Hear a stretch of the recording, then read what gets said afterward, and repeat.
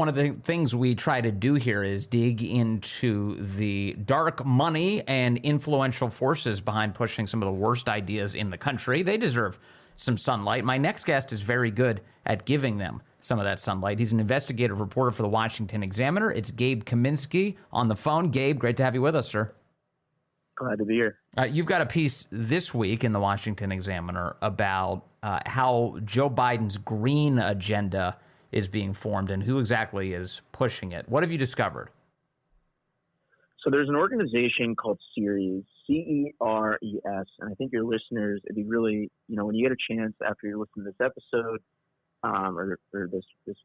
look up this organization on the internet and just poke around their website. What we detailed in our story is how Ceres, this environmental charity based in Boston, is playing a really significant role shaping President Joe Biden's agenda, all while they're facing scrutiny from the GOP-led House Judiciary Committee led by Congressman Jim Jordan from Ohio that is basically subpoenaed this organization and is concerned that they could have violated antitrust law in kind of coordinating with corporations to take aim at the fossil fuels industry. But what our story details is really the main thing I'd point to is that Ceres is really behind a new SEC, Securities and Exchange Commission proposal that aims to require major companies, publicly traded corporations, companies, to disclose their greenhouse gas emissions.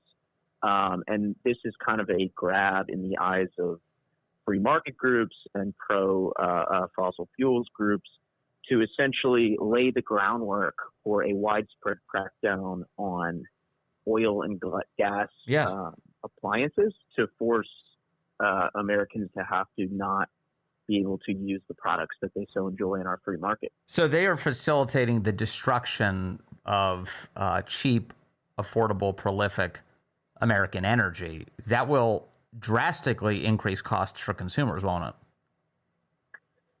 And I think what our story details to give you a picture of how Ceres is really notable and how this is a major charity shaping the federal government is that SEC records list that there have been at least 20 meetings in connection to this rule, this SEC proposal between Ceres personnel and the federal government. I'd note Ceres President Mindy Lubber is a Democratic donor who was given cash to Senator Sheldon Whitehouse, who in turn has been supporting this proposal. But also we obtained internal emails that show that essentially Ceres was in constant communication with the SEC on this rule. And even at one point, a staffer for Ceres emailed a sort of a climate lawyer who's influential in the climate movement to sort of key him in on how he was, quote, trying to help, end quote, an top SEC official on this rule, end quote, was very focused on the SEC climate disclosure rule. And this is something we see very, very often with the climate movement. It's something other really good climate reporters like Thomas Catenacci at Fox or someone who was at the Daily Caller a bit ago, Jack McElroy, reported on, but how there is this close tie between the federal government and activist groups, especially in this movement, and it often leads to conflicts of interest. And we see a lot of money being thrown around. In your report today, there's a number that leaps off the page at me. It's $46 trillion. Let me just quote the sentence that you wrote.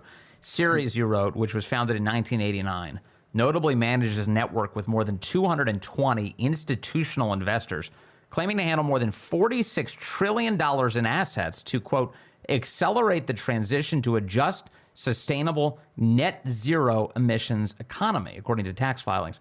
In other words, you're looking at some of the biggest companies on the planet essentially colluding to destroy prolific energy for the United States and for the world. Yeah, it's that number is staggering. When I filed this story, my editor saw the number, said, "Did you mean to say billion?" I said, "No, it's literally trillion."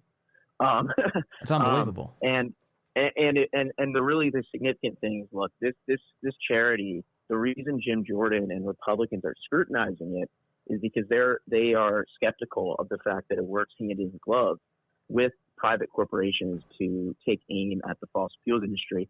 And on Sirius' website, on their archived website, they literally overtly say what that investor network does. They say, quote, it exists to, quote, pressure stock exchanges and capital market regulators to improve climate and sustainability risk disclosure. Well, that last part, risk disclosure, appears to be quite similar to this now SEC rule. Okay, so what's next for Congress? Is it just Jim Jordan asks a bunch of questions and never gets any clear answers?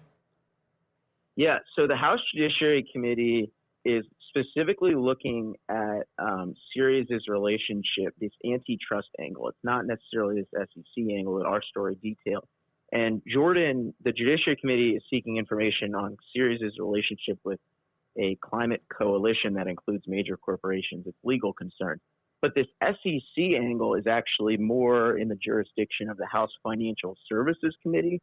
And my understanding is there are plans in the Financial Services Committee to probe a little bit of what we detailed, and also this SEC apparent conflict of interest angle between examples of sort of, there was prior reporting in Fox News on how, just that kind of supplements our story, on how Kristen Wyatt, who is a former SEC senior counsel, went to then go work for Persephone, which actually commissioned a study alongside Sirius, this climate group that was funneled essentially to the SEC to bolster its group, something called a cost-benefit analysis, which happens for rules. But all that to say, I think the House Financial Services Committee is an entity looking into this, and the House Oversight Committee in different respects is looking at energy and kind of foreign influence. Well, gosh, I hope they do, and I hope they can give us some answers, because, you know, what this usually, the motivating factor is typically not some sort of like, oh, I'm going to actually save the planet. What it usually is there's a financial reason for this, that, you know, they're advancing, for instance, a higher threshold to join their industry. They're trying to muscle out small players who can't afford the regulatory costs of being in these industries.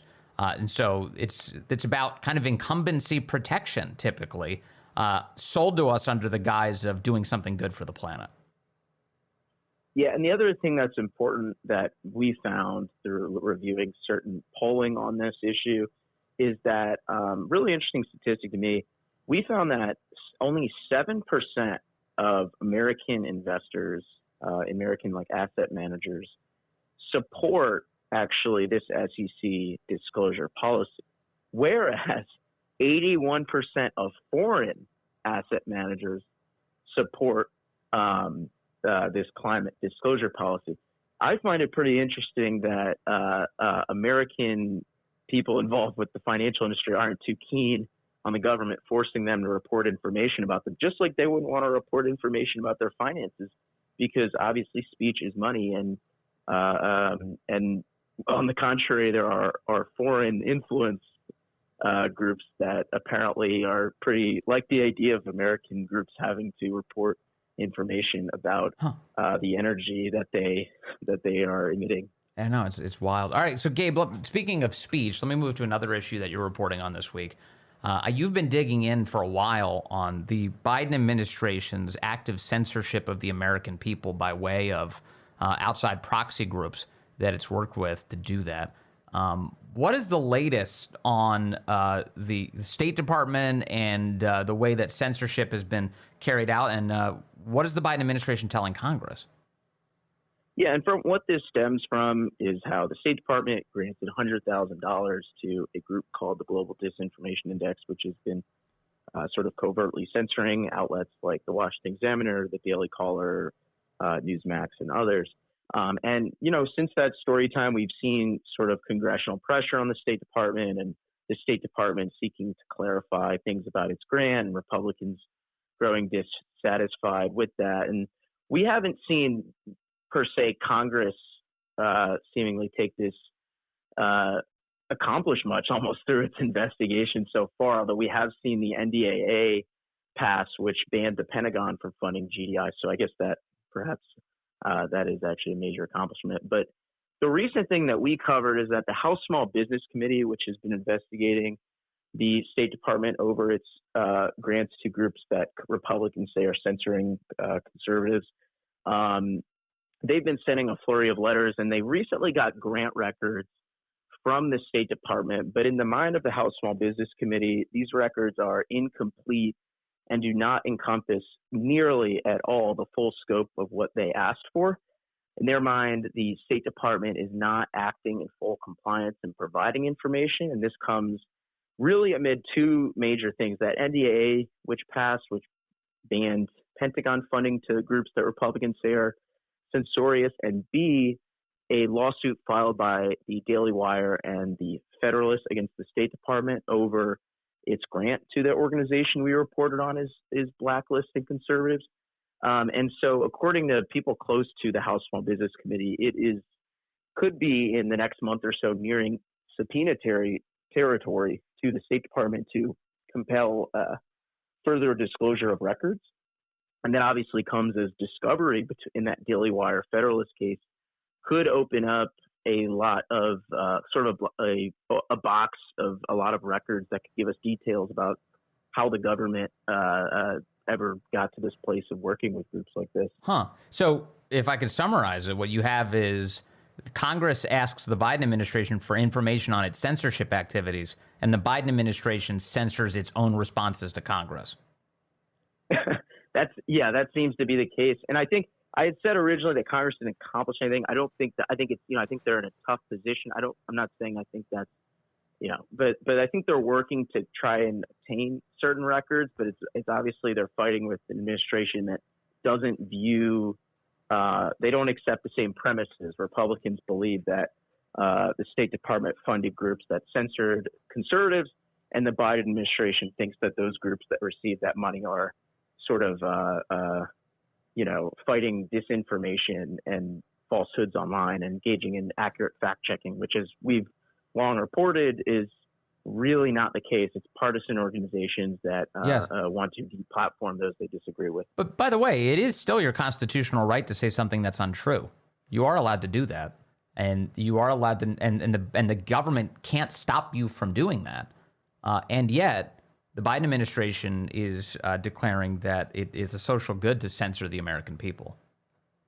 Right, and the thing I'd point to is the other reason this development is notable is the Supreme Court will soon hear formerly Missouri Biden, now called Murthy v. Biden, related to Vivek Murthy, the head of HHS. Yeah.